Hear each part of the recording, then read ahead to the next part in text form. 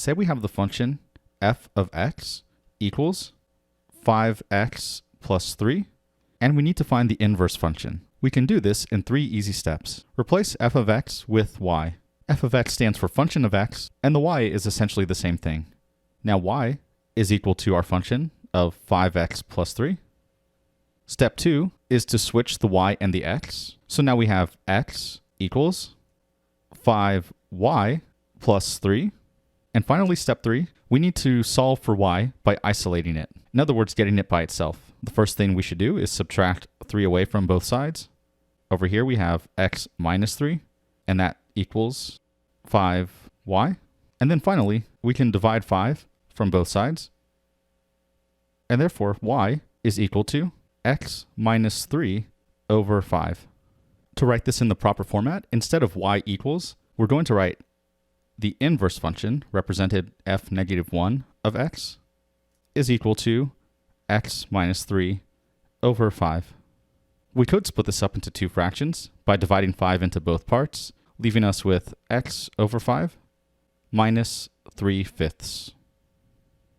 Let's try a quadratic this time. Say we have f of x is equal to x squared plus 3. Again, the first step is to replace f of x with y.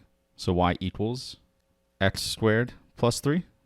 Next, we switch the x and the y. So x is now equal to y squared plus 3. And finally, we need to isolate the y. First, we can subtract 3 from both sides. Now we have x minus 3 is equal to y squared. And then to get y by itself, we will square root both sides and get y is equal to plus or minus the square root of x minus 3, but we're only going to keep the positive version. And we also have a constraint on the x value, since we cannot take the square root of a negative. Therefore, in this case, x must be greater than or equal to 3. To see why we cannot keep both the positive and negative version, let's take a look at the graphs. The original function, x squared plus 3, is a parabola with a vertex at 0, 3, so it looks something like this. What the inverse function is doing is it's reflecting this graph over the line y equals x. Or if it helps, you can think each input becomes the output. So in the original equation, every x becomes the y, and the y becomes the x. Therefore, we can quickly find the vertex of the sideways parabola, the inverse function. Since the vertex of the original was 0, 3, then the inverse function's vertex will be here at 3, 0, and look something like this. The portion above the x-axis here is represented by the positive square root of x minus 3. So if we keep the negative as well, we can clearly see how we do not pass the vertical line test, and therefore this graph would no longer be a function. So we need to disregard this portion. Therefore, in the end, the inverse function of x equals just the positive square root of x minus 3 with the constraint that x must be greater than or equal to 3. And we can see that in the inverse graph as well. X must be greater than or equal to 3. Now what if we had the same original function, but this time there's a constraint that x must be less than or equal to 0. First, let's see what that would look like on the graph. The vertex was still at 0, 3. The parabola normally would look like this, but because x is less than or equal to 0, we cannot go to the right of the y-axis. So this portion would have to be removed. To help visualize, I'll draw the y equals x line, since that's the line we're going to reflect over. We now know that the x and y's switch in the inverse function, so 3, 0 is still the vertex of the inverse function. And now we can use the constraint as well, because if in the original function x, the domain is less than or equal to 0, that now becomes the range.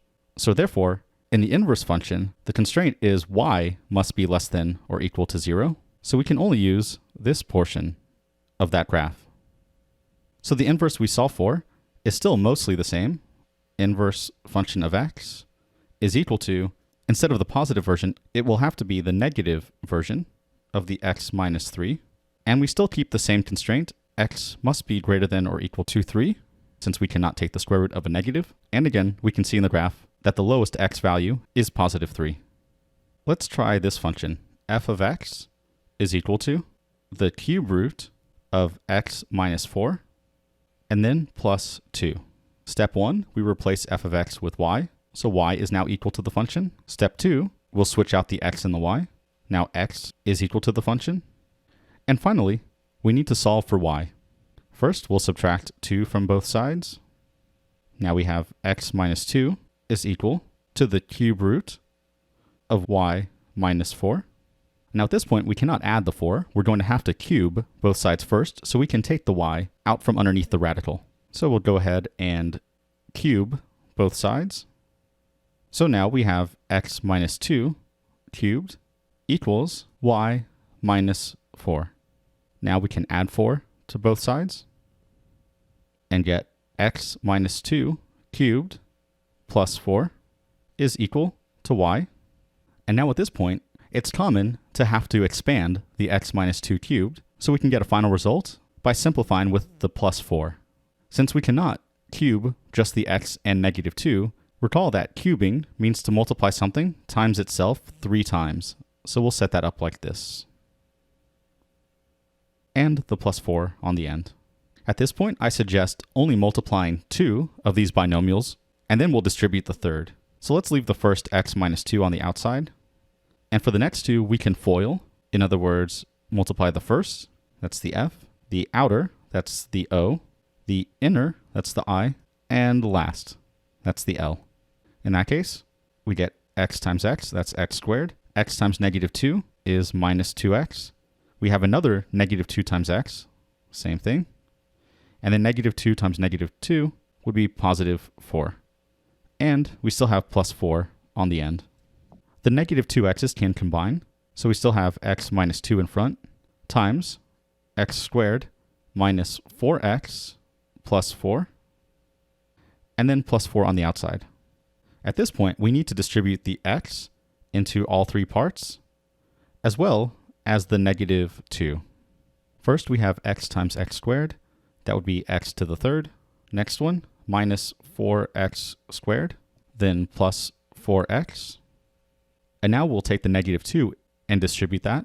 Next would be a negative 2x squared plus 8x minus 8 plus 4. And now we need to combine like terms. So I like to look for the highest power and go down and cross off as we write them down. There's only one cube, so that's x to the third. Cross that off. There are two x squareds, negative 4 and negative 2. Those combine to negative 6x squared. Cross those. Plus 4x and plus 8x would be a positive 12x. Those are gone. And then negative 8 plus 4, we can combine to get minus 4. So this is our final answer. We just need to set it equal to the inverse function of x. Let's look at one more function. Say we have f of x is equal to 2x plus 5 over 3x minus 1. As always, step number 1 is to replace f of x with y. So now y is equal to the function. Step 2 is to replace x and y. And I'm sure you've noticed there are two x's. So yes, there will be two y's. X is now equal to 2y plus 5 over 3y minus 1.